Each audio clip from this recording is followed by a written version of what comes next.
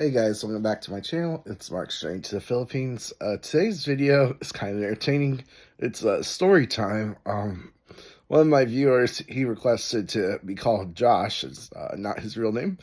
And don't worry, if you send in your story and ask, I will not use your real name, obviously. But Josh has an interesting story on how he tricked his cheating ex-American wife into admitting that she's a cheater. And then how he tricked her into doing that. And then he is already moved to the Philippines about 1 year later. And he has a much younger, prettier, smoking hot girlfriend over here. I think he stays in Manila. So that's a pretty awesome story. I'm not going to give too much more details beforehand. So if that sounds interesting, just stay tuned. All right, so Josh writes, he said, "Hello, my name is Josh, and I'd like to share my story. I had a nagging suspicion that my marriage back home was not doing too well. Just a gut feeling. And guys, as I tell you on this channel, always trust your gut.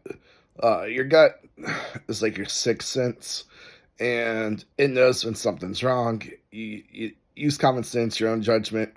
If you're not getting the loving like you used to, or if she's treating you differently for no reason, or just something isn't adding up, just being cold or distancing yourself or whatever else, something's going on. You gotta look for red flags, and Josh knows some. But Josh, he was a pretty smart guy. So he says that when he met his ex-wife, he doesn't give a name. Let's pick a name for her just to make it easy. How about Jess or Jessica? Yeah, Jessica and Sarah. All those like names, like they're trouble. Like they might sound cute and they might look cute and innocent, but they're trouble sometimes. I'm sure there's plenty of other ones out there, Chloe and other stuff. Anyways, so when Jess and Josh started dating, they had this serious talk on like things that won't be tolerated, and one of those was he absolutely wouldn't tolerate cheating. It was a deal breaker for him, and she says a deal breaker for her, obviously, and not so much. We know how this story goes, but yeah. But interesting enough, he dangled a carrot in front of the stick and said, "You know what? Please don't ever cheat. I know you won't, but if you ever do cheat, just admit to it right away, because it's much better to be honest up front. And maybe I could find it in my heart to forgive you if you're honest, and we could work on it and that sort of thing. Because there's got to be trust in the marriage, blah blah blah, dating, and all that." Which everything he said is absolutely true. There's got to be trust in the dating and in a marriage, and if you do screw up, either cheating or whatever the issue is, you should tell the truth about it, and that's the only way to truly work on it. You can't just hide it forever and hope your problem goes away or they never find out. You could, theoretically, but then if you have any sort of conscience, it's going to eat away at you, and you'll feel guilty forever, and it's just not a good way to live. So that's why people often confess later, because it just drives them nuts and they can't take it anymore. But at least they have some conscience, so they have. All right, so that's what they talked about, and that's what they agreed to. She remembers this in the back of her mind. Not that she would ever do it, of course, but if she ever did stray, it would be better to talk about it right away. And he might be able to forgive her and work on it. That's what he said. He might be able to. His word choice is very clever. But the problem with this is, you really should just be upfront and completely honest and say, "Hey, if you ever cheat, I'm done. I'm not taking you back. There's no second chances." Make it very, very clear up front that no way, Jose. The only problem with that is if they know that's your stance and they really want to cheat, they're still going to cheat. They're just going to try harder to cover it up.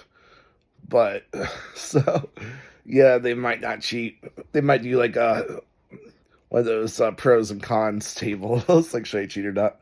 Is it worth the risk? That sort of thing. But overall, it's just better to them know, like, hey, I'm taking no BS.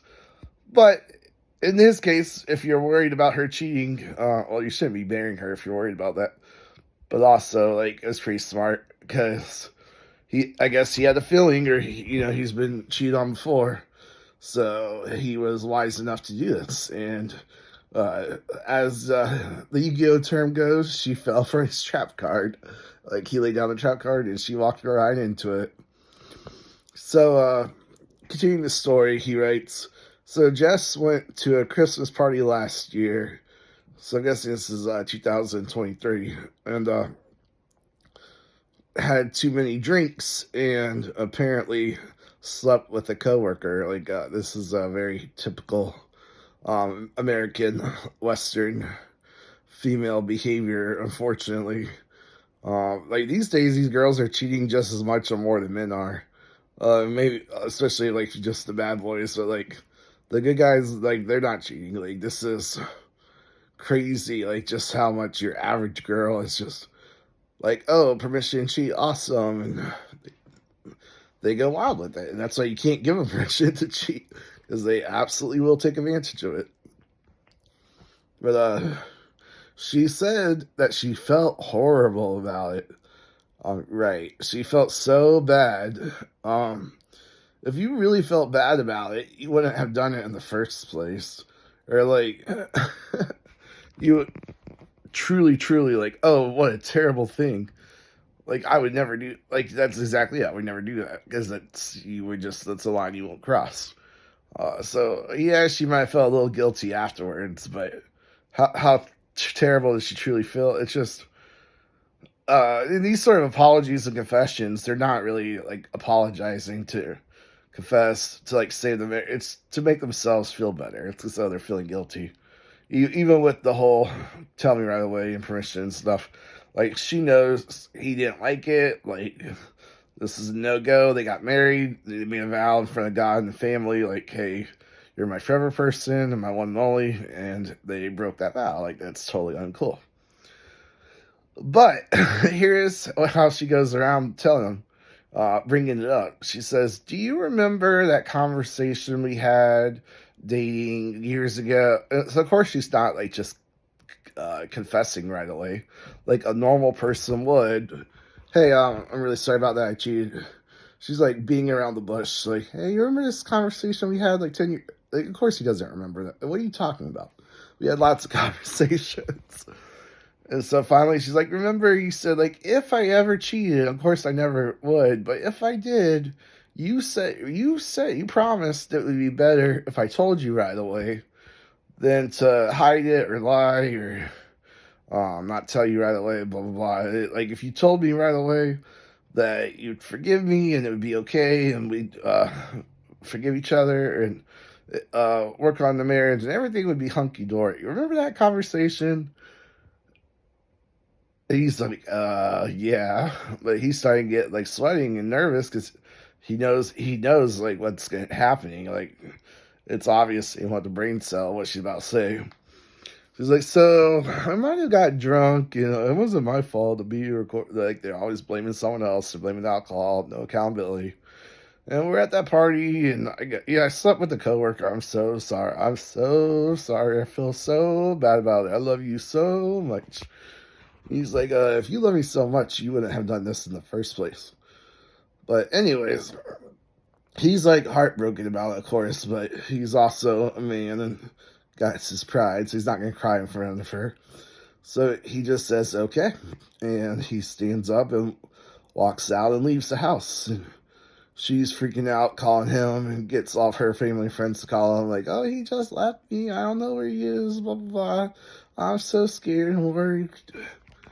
But, yeah, he just couldn't stand to be around her. So, it says he went to the bar, got a drink or two. Like, just be careful that you're in the emotional state. You don't want to drink too much and make it worse.